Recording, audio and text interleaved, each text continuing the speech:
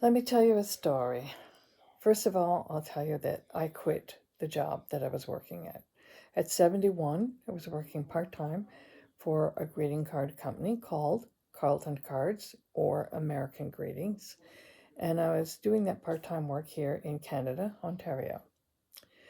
So I quit. And why did I quit? Because I needed um, cataract eye surgery. And I had a pretty good relationship with my manager. In fact, I was considering her as my friend. She would be in the friend category. And I thought, we shared different things, recipes, stories about our family life, and things that are going on in our life, that sort of thing. So I thought, it was definitely on a friendly basis. So when my eye surgery was coming up, I wrote her an email and I said, here's, my surgery date. I'm going to have about a week recovery, but no problem. I will not miss any scheduled work and I've got it covered. Okay. It was just like, hey, this is what's happening.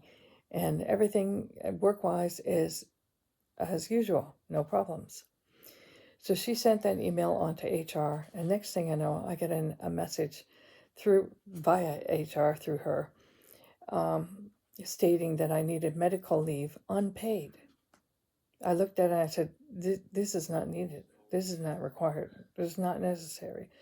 So I'm going to give you the short version of the story.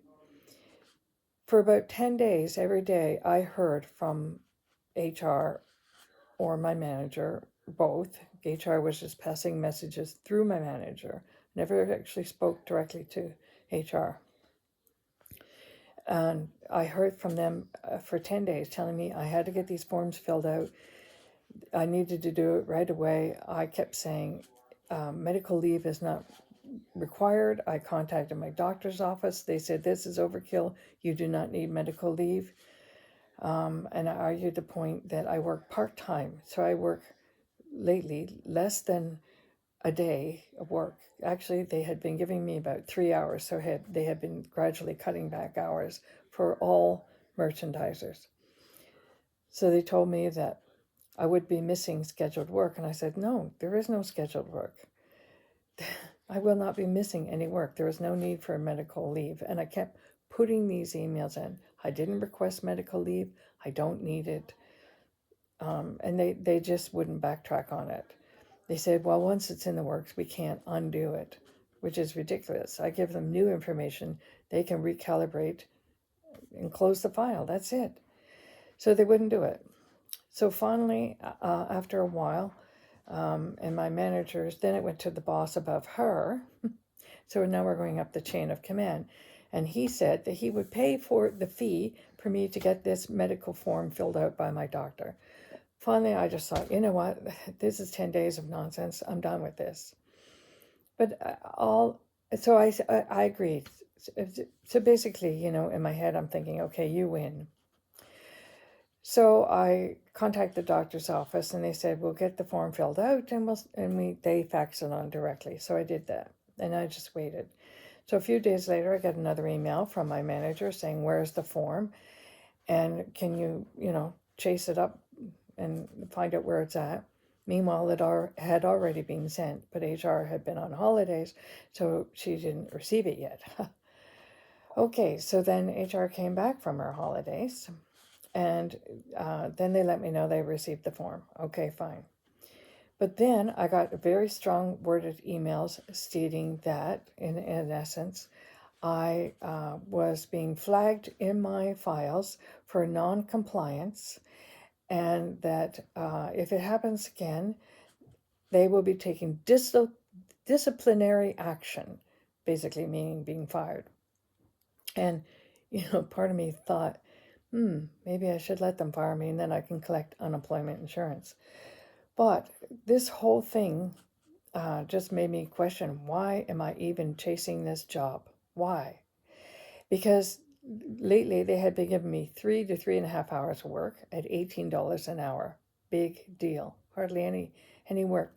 And I travel over 28 kilometers to one of the stores that I have to service. And I knew the Easter's coming up, and that's going to be a lot of work, getting everything, taking down all Valentine's, opening up all the cards, getting all the new Valentines up, plus servicing the whole department, plus doing their inventories that they ask for, they had been increasing the amount of work and reducing the number of hours that we had to do it. So it really weighed heavy on my heart whether I should continue or not. So finally, after the disciplinary email, and I had checked things out with the Labour Board relations in Ontario, they were not, first of all, not required and not allowed to ask me for a medical leave. Secondly, they didn't even need to know that I was having cataract surgery. Thirdly, it seems as though they had reduced my hours because of this nonsense, which I don't think that's why the hours were reduced, but on paper, it could look that way.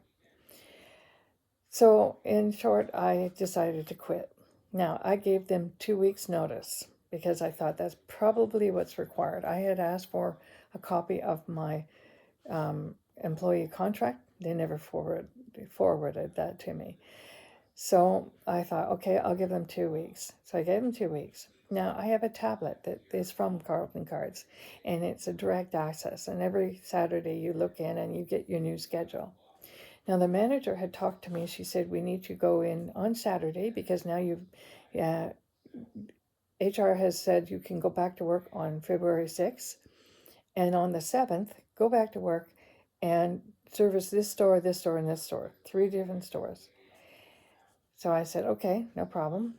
And meanwhile, I had resigned and my last official day would be February 12th.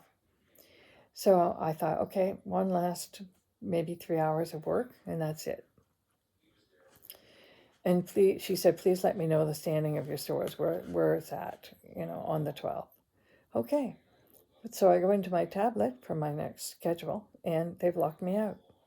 So no work, absolutely no work.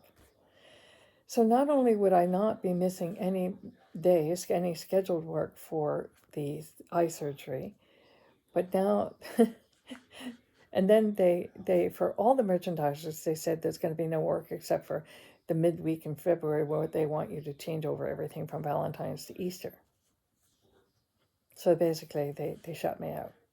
So I can't do any work, so I'm off, which is fine because I came to that place. I'm a senior, and for a while I was relying on that income just to give us a little bit extra. And my manager knew that.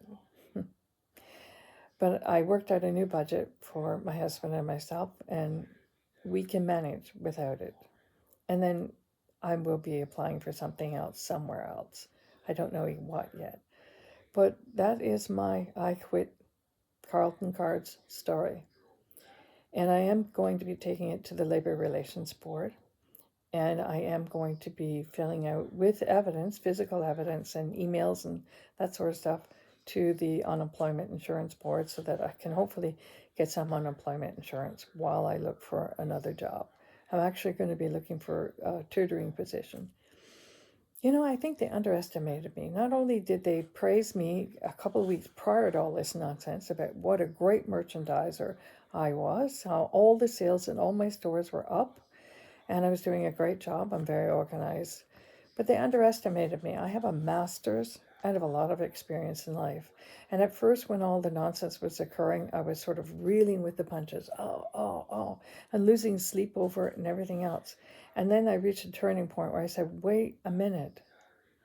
You need to look at this as that it is going to happen every day. You're going to hear something from them, some kind of nonsense to deal with, some sort of hoop they want you to run through. So this is now part of your life. So I accepted that and I stopped reacting in a negative way. And then I said, you need to build a plan and figure out what it is that you're going to do. And so at first, the plan was just agree with them and fill out the form and get on with it.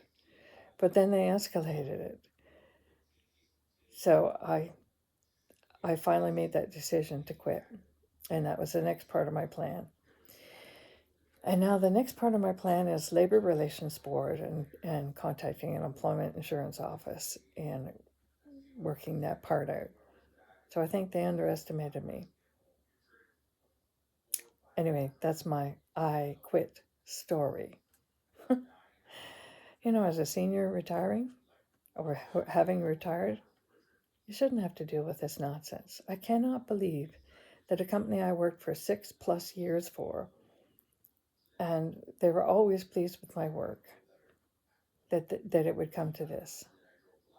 This is life sometimes. You know, I'm a retired counselor, and I used to counsel people on the management side and others on the employee side, dealing with their nonsense with companies. And I used to think, I wonder what it would be like to work for a company like that, to have to deal with some of the stuff like these people had to deal with.